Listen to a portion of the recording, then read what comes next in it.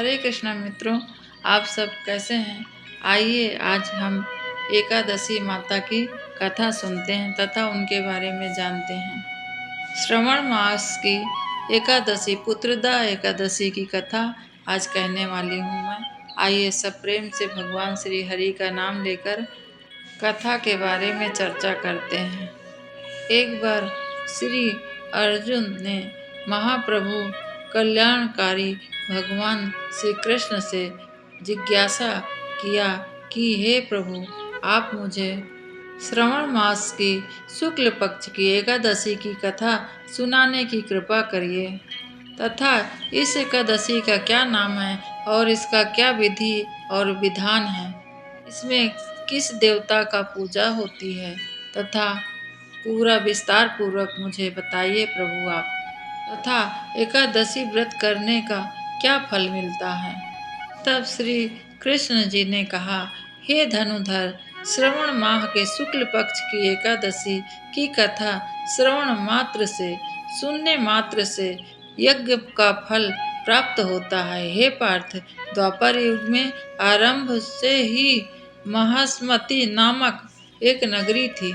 उस नगरी में महाजीत नाम का एक राजा रहता था। वह पुत्रहीन था, इसलिए वह सदा दुखी रहता था और उसे सभी प्रकार का वैभव बहुत कष्ट देता था। प्रतीत होता था कि क्यों कि पुत्र के बिना मनुष्य का इस लोक में और परलोक में दोनों में सुख नहीं मिलता है।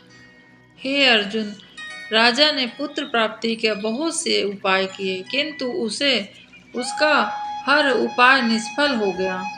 अतः जैसे जैसे राजा की महाजीत वृद्धावस्था की ओर बढ़ते जा रहा था, वैसे वैसे उसकी चिंता भी बढ़ रही थी।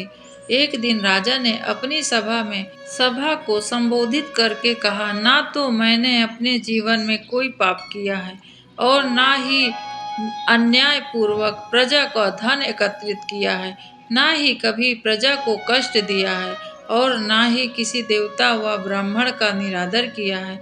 मैंने प्रजा का सदैव अपने पुत्र की तरह पालन किया है, कभी भी किसी से ईर्षा भाव नहीं किया है, सभी को एक समान समझा है तथा एक कानून भी पालन किया है। प्रजा में अनावश्यक डर उत्पन्न करूं, ऐसा नहीं।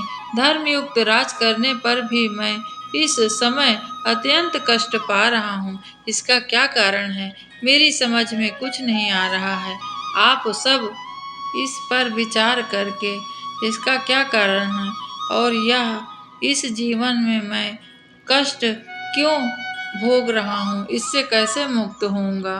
राजा की इस बात को सुनकर अपने राजा के कष्ट का निवारण करने के लिए मंत्री आदि वन को जाकर किसी मुनि को राजा का दुख बताएंगे, ऐसा मन में सोचा और उन्होंने श्रेष्ठ मुनियों से दर्शन करके उनसे राजा का दुख कहने लगे। तब धर्म ज्ञाता महर्षि लोमस भी रहते थे वहीं। सभी जन महर्षि लोमस के पास गए। सभी मंत्री ने दंडवत प्रणाम किया। उसके बाद महर्षि के दर्शन से प्रसन्नता हुई तथा प्रार्थना किया, हे देव, हमारे भाग्य में क्या है। हमने सुना है कि आपके दर्शन से मात्र सौभाग्य प्राप्त हो जाता है। महर्षि लोमस ने कहा कि मैं अति प्रसन्न हूँ आपसे। क्यों आए हो यहाँ मंत्री, अपने आने का कारण बताइए। मंत्री ने कहा, हे प्रभु, आप सर्वस्व सब कुछ जानते हैं, ब्रह्मा से अधिक आप जान सकते हैं। माहिष्मति नगरी का राजा महाराज महाजित बड़े ही धर्म तथा प्रजा का वत्सल व बहुत धर्म अनुसार पालन करते हैं, किंतु फिर भी वे पुत्रहीन हैं। हे महामुनि, इसका क्या कारण है। हम अत्यंत दुखी हैं। हमारी राजा का दुख हमसे देखा नहीं जाता। ऋषि, उनके दुख को देखकर हम भी दुखी हैं, क्योंकि राजा का और प्रजा का ऐसा कर्तव्य है कि राजा के दुख पर प्रजा दुखी होती है और प्रजा के दुख पर राजा दुखी होता है। इसलिए हम उनका दुख को कुछ निवारण हो ऐसा आपके पास आए हैं और हमें विश्वास है कि आप इसका अवश्य कुछ निष्कर्ष निकालेंगे।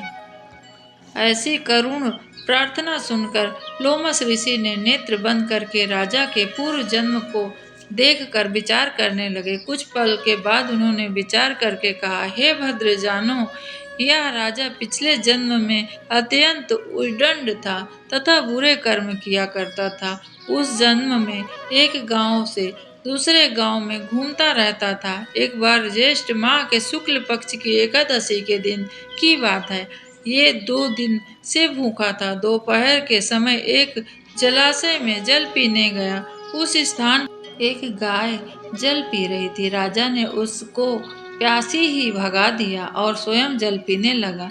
हे श्रेष्ठ पुरुषों, इसलिए राजा को यह कष्ट भोगने पड़ रहे हैं। एकादशी के दिन भूखा रहने का फल यह हुआ कि इस जन्म में यह राजा और प्यासी गाय का जलाशय भगाने के कारण इसको पुत्रहीन तथा दारुण दुख मिला है। तब मंत्री ने कहा कि हे प्रभु, शास्त्रों में ऐसा लिखा है कि पुण्य से सारे पाप नष्ट हो जाते हैं। कृपा करके आप हमें कोई ऐसा उपाय बतलाइए जिससे हमारे राजा के पूर्व जन्म के पाप नष्ट हो जाएं और उन्हें पुत्र रत्न की प्राप्ति हो। तब लोमस ऋषि ने कहा कि यदि तुम श्रवण मास के शुक्ल पक्ष की पुत्रदा एकादशी का व्रत करो तथा रात्रि को जागरण करो और उस व्रत का फल राजा के निमित्त कर दो, तो तुम्हारे राजा को पुत्र अवश्य होगा तथा सभी कष्टों को नाश भी होगा। इस उपाय को जानकर मंत्री सहित सभी महर्षि को कोटि कोटि धन्यवाद तथा प्रणाम करके उनका आशीर्वाद लेकर अपने राज्य लौट आए। इसके बाद उन्होंने लोमस ऋषि के अनुसार पुत्रदा एकादशी का विधान पूर्वक उपवास किया तथा द्वादशी का उसका फल राजा को दिया। इस पुण्य के प्रभाव से रानी गर्भवती हुई तथा 9वें महीने सुंदर तेजस्वी पुत्र का जन्म। हे अर्जुन, इसलिए इस एकादशी का नाम पुत्रदा एकादशी पड़ा। पुत्र की इच्छा से रखने वाले मनुष्य जो विधि विधान पूर्वक श्रवण मास की शुक्ल पक्ष की एकादशी का व्रत करता है तथा इसका पूजन विधि विधान के साथ करता है, उसे इस लोक में सुख भोग कर स्वर्ग की प्राप्ति होती है, वैकुंठ धाम जाता है।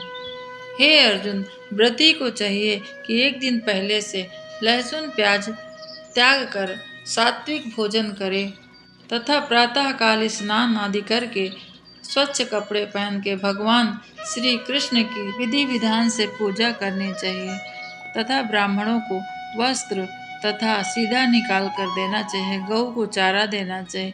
इस प्रकार के कर्म करने से एकादशी का हमें पूर्ण फल प्राप्त होता है। मित्रों, इसके साथ ही आज की एकादशी व्रत की कथा समाप्त होती है। उम्मीद करती हूँ कि आपको कथा पसंद आएगी। हरे कृष्णा मित्रों।